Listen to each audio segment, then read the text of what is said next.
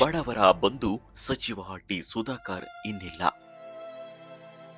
ಯೋಜನಾ ಮತ್ತು ಸಾಂಖ್ಯಿಕ ಸಚಿವರಾಗಿದ್ದವರು, ಜಿಲ್ಲಾ ಉಸ್ತುವಾರಿ ಸಚಿವರಾಗಿದ್ದ ಡಿ ಸುಧಾಕರ್ ಇಂದು ಬೆಳಗಿನ ಜಾವ ಬೆಂಗಳೂರಿನ ಕಿಮ್ಸ್ ಆಸ್ಪತ್ರೆಯಲ್ಲಿ ಚಿಕಿತ್ಸೆ ಫಲಕಾರಿಯಾಗದೆ ನಿಧನ ಹೊಂದಿದ್ದಾರೆ.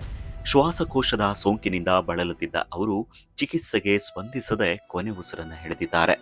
ಮಂಡಿ ಚಿಪ್ಪು ಶಸ್ತ್ರಚಿಕಿತ್ಸೆಗಾಗಿ ಯಶವಂತಪುರದಲ್ಲಿದ್ದ ಮಣಿಪಾಲ ಆಸ್ಪತ್ರೆಗೆ ದಾಖಲಾಗಿದ್ದ ಅವರಿಗೆ ಶ್ವಾಸಕೋಶದ ಸೋಂಕು ತಗುಲಿತ್ತು.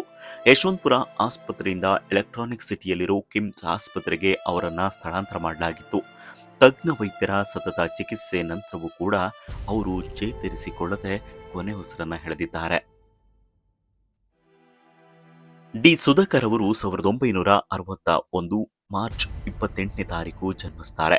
2004ರಲ್ಲಿ ಪ್ರಥಮ ಬಾರಿಗೆ ಚಳ್ಳಕೆರೆಯಿಂದ ಶಾಸಕರಾಗಿ ಕಾಂಗ್ರೆಸ್ ಪಕ್ಷದಿಂದ ಆಯ್ಕೆಯಾದರು. ಚಳ್ಳಕೆರೆ ಕ್ಷೇತ್ರ ಪರಿಶಿಷ್ಟ ಪಂಗಡಕ್ಕೆ ಮೀಸಲಾದ ಕಾರಣ ಅವರು ಸಾಮಾನ್ಯ ಕ್ಷೇತ್ರವಾಗಿ ಬದಲಾದ ಹಿರಿಯೂರು ಕ್ಷೇತ್ರಕ್ಕೆ ವಲಸೆ ಬಂದರು.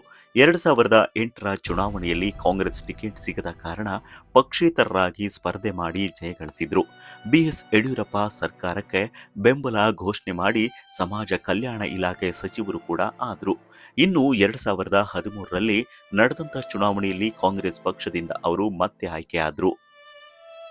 2018ರ ಚುನಾವಣೆಯಲ್ಲಿ ಬಿಜೆಪಿ ಅಭ್ಯರ್ಥಿಯಾಗಿ ಸ್ಪರ್ಧೆ ಮಾಡಿದ್ದ ಪೂರ್ಣಿಮಾ ಶ್ರೀನಿವಾಸ್ ವಿರುದ್ಧ ಸೋಲು ಅನುಭವಿಸಿದ್ರು.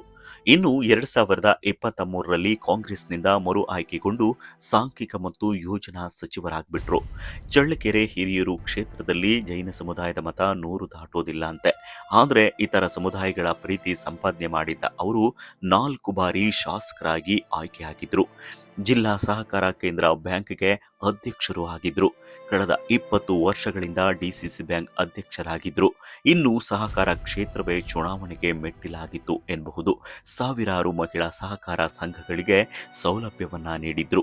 ಅಧಿಕಾರ ಇದ್ದಾಗ ಅಥವಾ ಇಲ್ಲದೆ ಇದ್ದಾಗ ಅಪಾರ ಜನರಿಗೆ ಸಹಾಯ ಹಸ್ತ ಚಾಚಿದ್ರು. ಹಾಗಾಗಿಯೇ ಡಿ ಸುಧಾಕರ್ ಅವರು ಬಡವರ ಬಂಧು ಅಂತ ಖ್ಯಾತಿಯನ್ನ ಪಡೆದುಕೊಂಡಿದ್ರು.